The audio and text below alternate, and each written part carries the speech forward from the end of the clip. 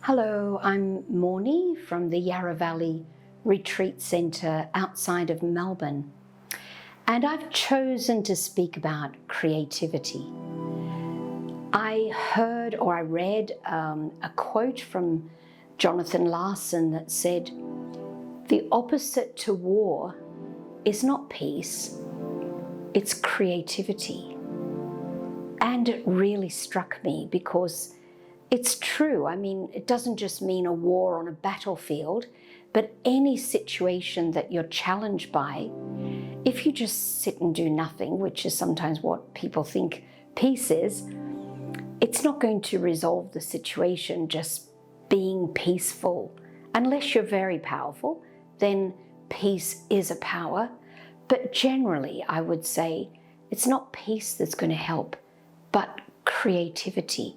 Because we need to be very creative to think about how to get ourselves out of this situation.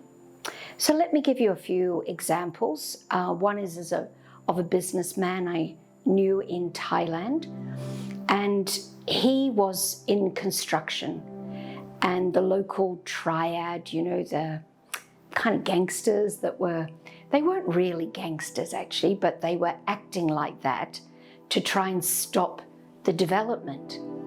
And so he met with these people, he arranged a meeting, and he came to understand what was going on from their perspective. And that was that, of course, he was getting richer and they were just getting pushed out into deeper poverty. And when he understood this, he thought, okay, what about, I don't like paying bribes, I don't pay bribes. So what about if I build a clinic in the name of your community in the first phase of this development and a school in the second phase? They were so happy. So that took creativity. Another one was a coal merchant, someone working the coal business in India.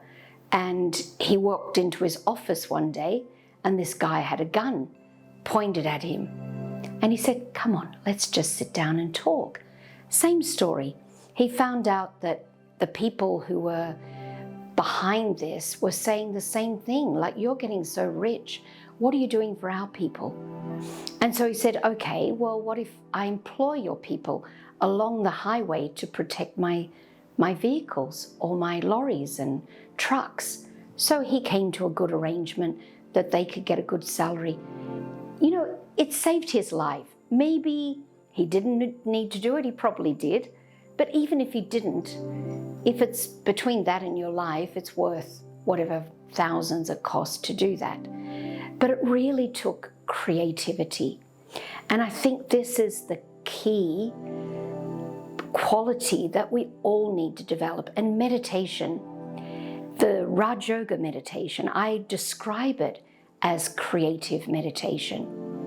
Because what we do in Raj Yoga, we don't try to stop thoughts, to stop the mind. We don't focus on the breath, on a mantra.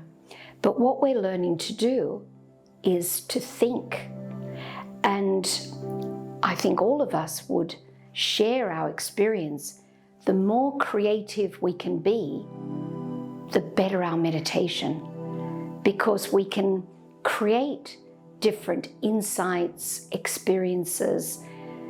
You know, we can create anything with our mind.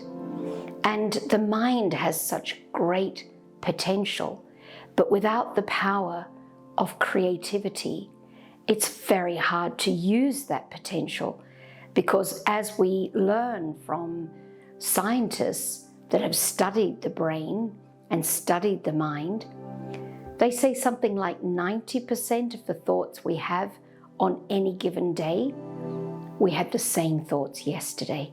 I mean, how embarrassing that is, and how absolutely boring to have the same thoughts every day.